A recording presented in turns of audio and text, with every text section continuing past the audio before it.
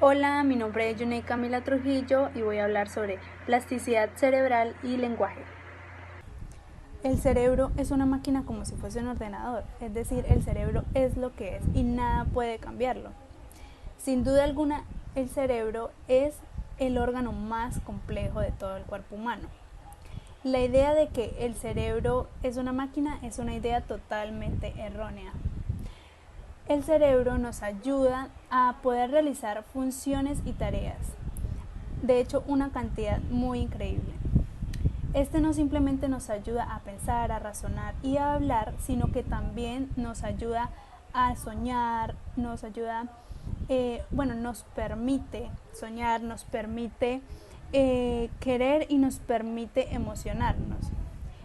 Por medio de los sentidos, recibe una cantidad enorme de información del mundo que nos rodea y lo procesa y hace que cobre significado. Entonces, el cerebro adulto pesa entre 1300 y 1400 gramos. Posee más de 100.000 millones de neuronas y asimismo un número mucho mayor de sinapsis.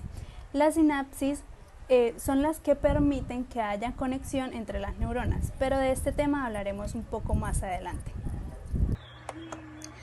El término plasticidad se refiere a la capacidad del cerebro de modificarse para responder a nuevos estímulos o retos. Dicho de otra forma, mientras hay plasticidad, aprendemos. Hasta no hace muchos años se tenía la idea de que los periodos de plasticidad eran limitados y terminaban bruscamente. En el caso del lenguaje, se asumía que más allá de los 3 años no era posible adquirir la lengua materna. De la misma manera que se creía que la recuperación del lenguaje tras una lesión cerebral era tarea imposible. La investigación sobre el lenguaje y el cerebro en estos dos ámbitos muestra hasta qué punto esto no es así. El fenómeno de la memoria es el factor subyacente y facilitador de todas las formas de plasticidad cerebral.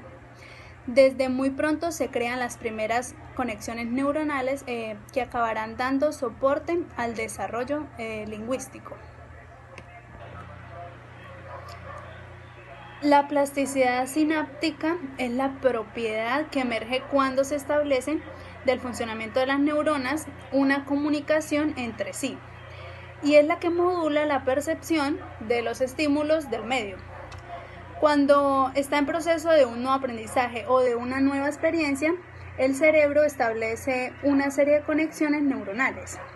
Las neuronas se comunican entre sí mediante conexiones llamadas sinapsis, y estas vías de comunicación se pueden regenerar durante toda la vida. Las sinapsis o estos circuitos de neuronas resultan fortalecidas por el aprendizaje.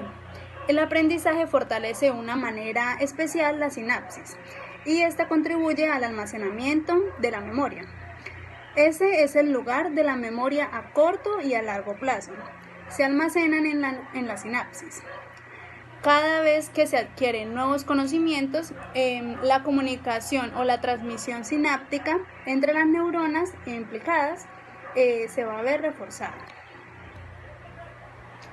La neuroplasticidad permite a las neuronas regenerarse tanto anatómicamente como funcionalmente y formar nuevas conexiones sinápticas. La plasticidad neuronal representa la facultad del cerebro para recuperarse y reestructurarse.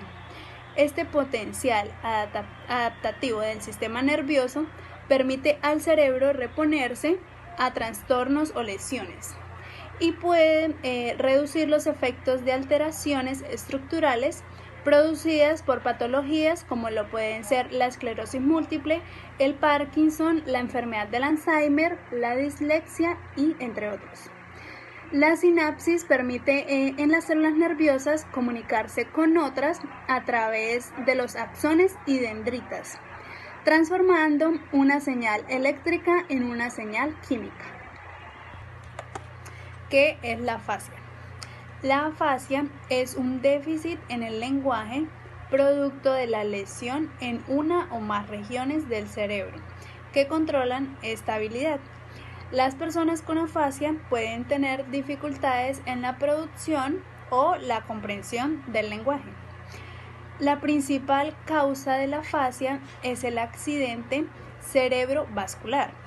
Sin embargo, también pueden producirse por la presencia de un tumor o un traumatismo del cráneo, o también una enfermedad degenerativa. ¿Qué tipos de afasia hay? El tipo y la severidad del déficit del lenguaje depende del área cerebral comprometida. Algunas de ellas se detallan como afasia de Broca, afasia de Wernicke y afasia global. La afasia de Broca se produce cuando se lesiona el área de Broca, que se encuentra en el lóbulo frontal. La afasia de Wernicke que es ocasionada a lo que se lesiona el área de Wernicke, que se encuentra en el lóbulo temporal, y afasia global, que se debe a las lesiones más extensas a nivel cerebral. En estos pacientes, tanto la producción como la comprensión del lenguaje se encuentran muy comprometidas. La afasia infantil es un trastorno adquirido, lo que quiere decir que es derivada de un traumatismo craneal, tumor, enfermedad infecciosa, entre otros. El cerebro es muy frágil al nacer, sobre todo en bebés prematuros, y ello facilita que diferentes causas pueden provocar una lesión cerebral. La afasia en la niñez temprana se presenta en 0 a 1 años o 0 a 5 años. En 0 a 1 años en la etapa prelingüística. Pero esta tiende a, después de esta etapa, a tener un desarrollo normal del lenguaje. En la etapa infanto-juvenil, que va desde los 2 a los 16 años, encontraremos afasia adquirida por ictus de 3 a 14 años. En esta la recuperación es mucho mejor que en el adulto. También su recuperación será a corto y a mediano plazo. Encontraremos sintomatología leve a largo plazo, como lo son el acceso al léxico, como nombres y verbos, y la morfosintáctica y gramatical. En esta misma etapa encontraremos afasia adquirida por ictus de 10 a 16 años, que es el periodo peripuberal. En esta, la recuperación de la afasia es mucho mejor que en el adulto y es inferior a la niñez temprana y periodo preescolar. La adquisición del lenguaje está completa, pero sin embargo quedan bastantes procesos madurativos por realizar en el cerebro. La plasticidad cerebral en jóvenes. El cerebro del adolescente no es defectuoso, ni tampoco se corresponde con el de un adulto a medio formar. La evolución lo ha forjado para que opere de distintas formas que el de un niño o el de un adulto. Entre los rasgos del cerebro adolescente destaca su capacidad de cambio y adaptación al entorno, gracias a la modificación de las redes de comunicación que conectan entre sí distintas regiones cerebrales. Esta peculiar versatilidad o plasticidad supone un arma de doble filo. Por un lado, la facultad de los jóvenes para avanzar a zancadas gigantescas en el pensamiento y la socialización. Por otro lado, la mutabilidad del entorno les torna vulnerable a conductas peligrosas y graves, y también a trastornos mentales. Los estudios más recientes señalan que los comportamientos temerarios surgen de fase de maduración de las redes del sistema límbico que impele las emociones y las de la corteza prefrontal.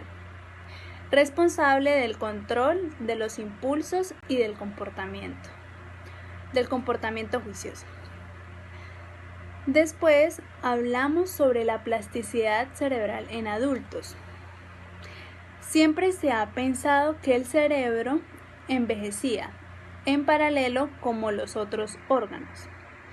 Pero hoy en día, gracias a las neurociencias, se sabe que el cerebro está en desarrollo constante.